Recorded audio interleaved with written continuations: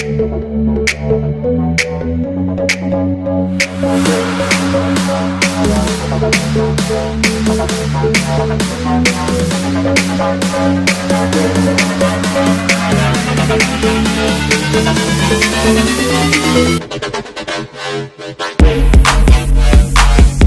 Everyone, welcome back to our channel BX rank.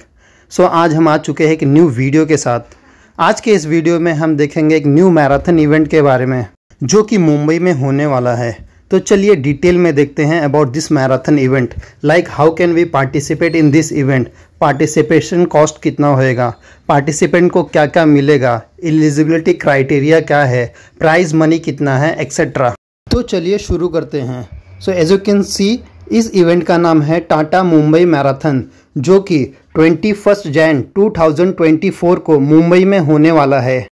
It is one of the most prestigious and the popular marathons in the world. Tata Mumbai marathon every year mostly जनवरी के 3rd Sunday को मुंबई में होता है। It is the largest marathon in Asia. It is the richest race in India with a prize pool of around 3.3 crore Indian rupees. The Tata Mumbai Marathon is not just a race, it's more than a race. It is a celebration of spirit of Mumbai, a city that never sleeps and never gives up. It is a platform for the social causes, environmental awareness and cultural diversity. It is a moment that inspires millions of the people to run for their dreams and make a difference in the world.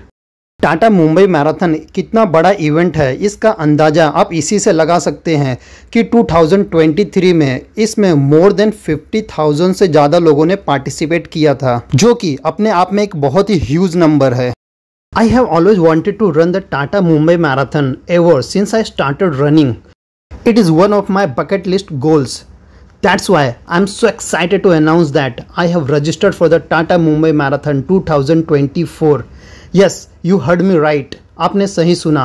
I have signed up for the half marathon category and I'm going to run 21 kilometers through the street of Mumbai next year. I know it's going to be a huge challenge, but I'm ready to take it on. So without wasting time चलिए देखते हैं यहाँ पे categories कौन कौन से हैं, eligibility criteria क्या है और हम यहाँ पे रजिस्ट्रेशन कैसे कर सकते हैं। तो जैसा कि आप देख सकते हैं, हम आ गए हैं टाटा मुंबई मैराथन के वेबसाइट पे। यहाँ पे बहुत सारे इन्फॉर्मेशन दिया हुआ है, इसका लिंक मैं डिस्क्रिप्शन में दे दूँगा, आप वहाँ से डायरेक्टली विजिट कर सकते हैं। तो जैसा कि आप देख सकते हैं, यहाँ पे बहुत सारा इन्फॉर्मेशन दिया हुआ है। यहाँ पे डेट दिया हुआ है जो कि 21 जनवरी 2024 को होने वाला है और यहाँ पे आप देख सकते हैं रजिस्टर नाउ का बटन दिया हुआ है। उसके बाद आप देख सकते हैं यहाँ पे इवेंट ओवरव्यू दिया हुआ है। अगर आपको पढ़ना है तो आप वीडियो पॉज करके पढ़ सकते हैं। और आप यहाँ पे देख सकते हैं, यहाँ पे रेस कैटेगरीज दिया हुआ है।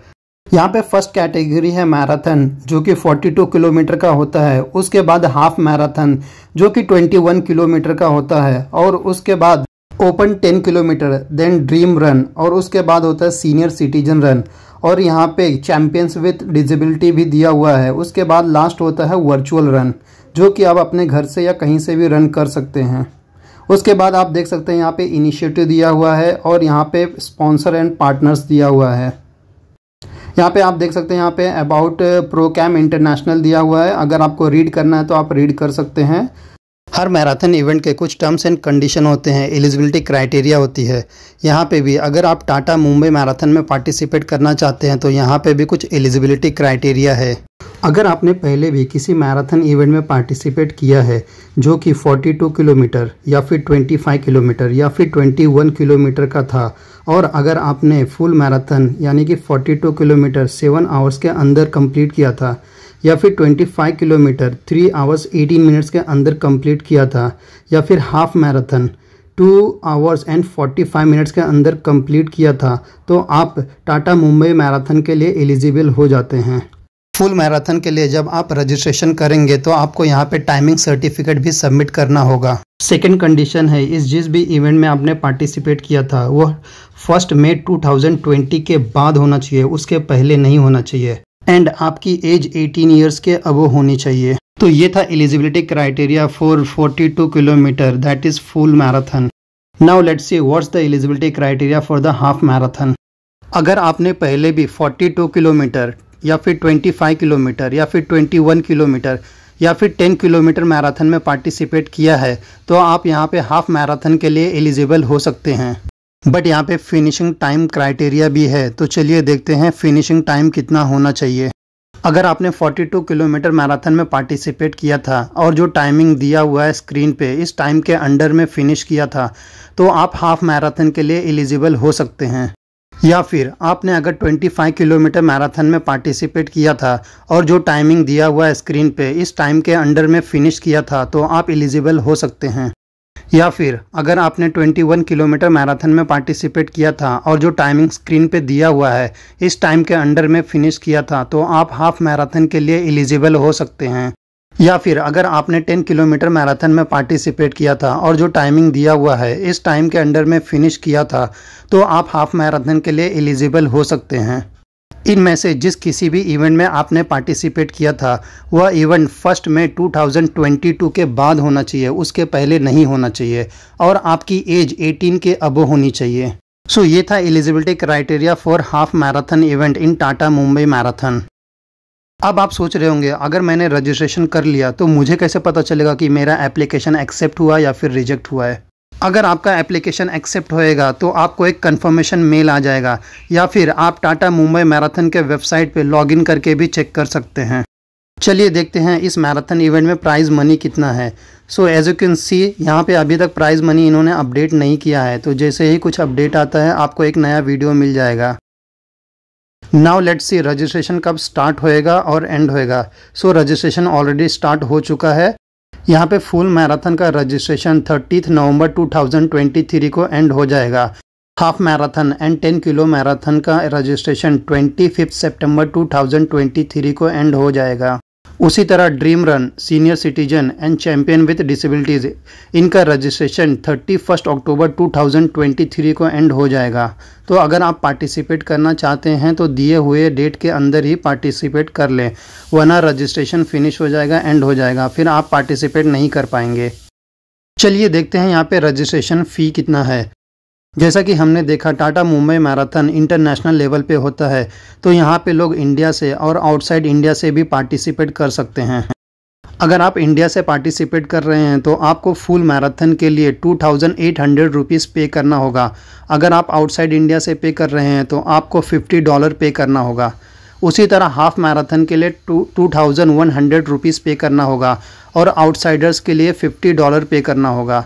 उसी तरह अगर आप 10 किलोमीटर में पार्टिसिपेट करते हैं तो आपको 1500 रुपीज़ पे करना होगा।